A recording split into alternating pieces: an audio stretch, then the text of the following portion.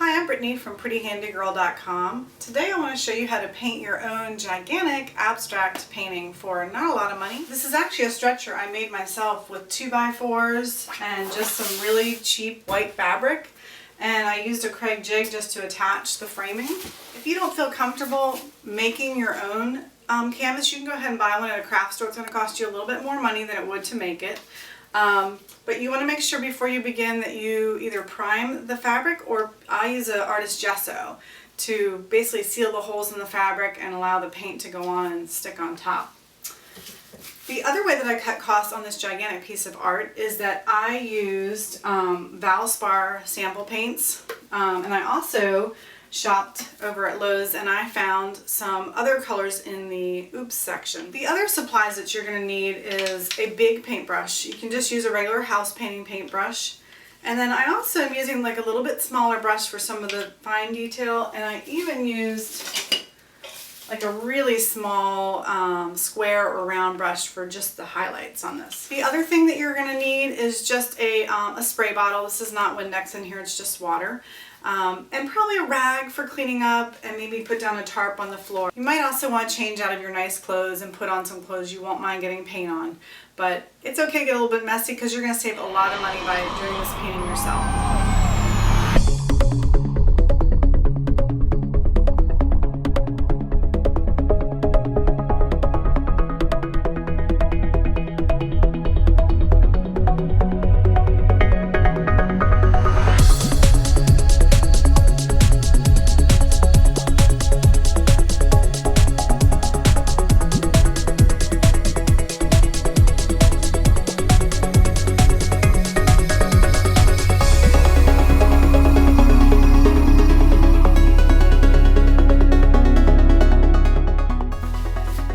Notice I'm using a lot of water, and that really extends the paint and lets it kind of flow a little better. What I'm doing is I'm actually kind of blocking in the top, and then I'm going to block in the bottom because I want to kind of work to a little bit lighter in the middle. So I'm going to keep working the paint into the canvas. Keep spraying a little bit, keep it wet, keep it moving. I'm kind of spraying an area that I want to work into. And on the paint that's already on there. Alright, let's get going.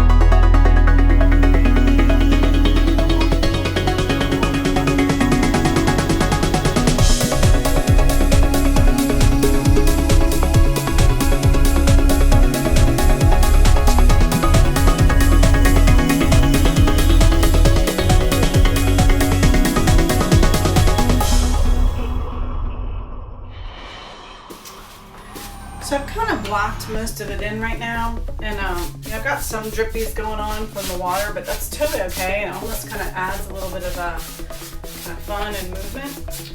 But I am going to kind of go back over it. So I kind of blocked it in for the most part. You may have wondered what I was doing on the sides. Just adding paint to the sides of my canvas because you don't want it to look unfinished on the edge. I'm going to slowly add a little bit of white to it to kind of get some more dimensionality going on.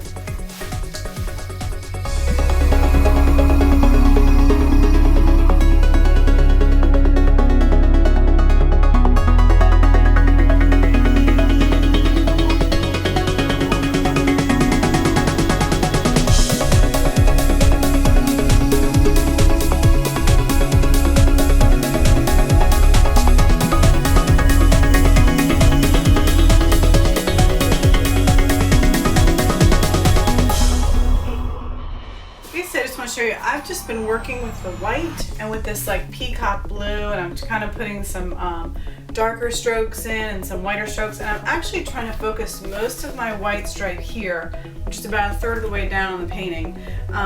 What I've learned about composition in art school is that you don't ever want to put something smack in the middle, although it can be done and it can be done successfully. You usually want to break things into like 2/3 and 1/3, so that's kind of what I'm doing here. So I'm really liking this, how it's looking in the background. Now I want to go ahead and introduce some different colors. So what I've done is I've added some of this bright aqua color to my palette over here. And I'm going to mix that back in with the dark peacock blue. And I'm going to focus that up here.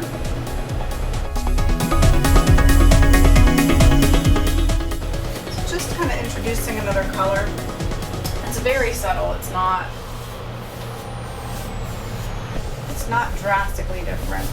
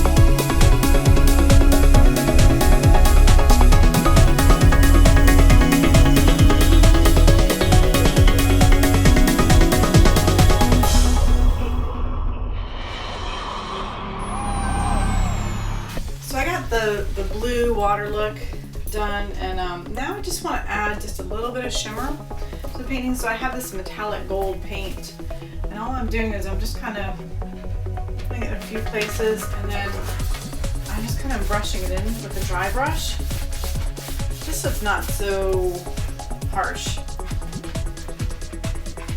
It almost kind of reminds me of like the sunset on the water.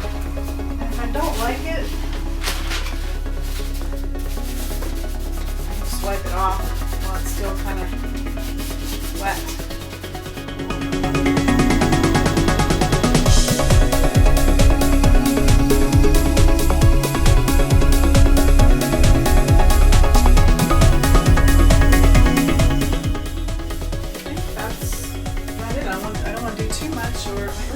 Anyway, I'm sorry it's dark out. I'll show this to you in the morning so you can see it with all the colors.